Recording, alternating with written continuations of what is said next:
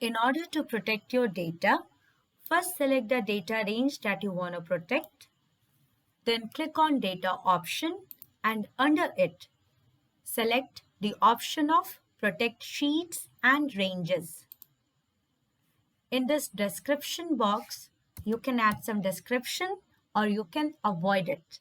In case you want to protect this entire sheet, please click on Sheet option and after that, click on Set Permissions. From this drop-down menu, choose the option according to your requirement. First is only you and the spreadsheet owner can edit data. Second is custom. Custom में हम अपने हिसाब से डाल सकते हैं कि कौन इस डेटा को एडिट कर सकता है. And here in this box of add editors, you have to add email addresses of all those persons to whom you want to give access to edit this data. After that, click on Done.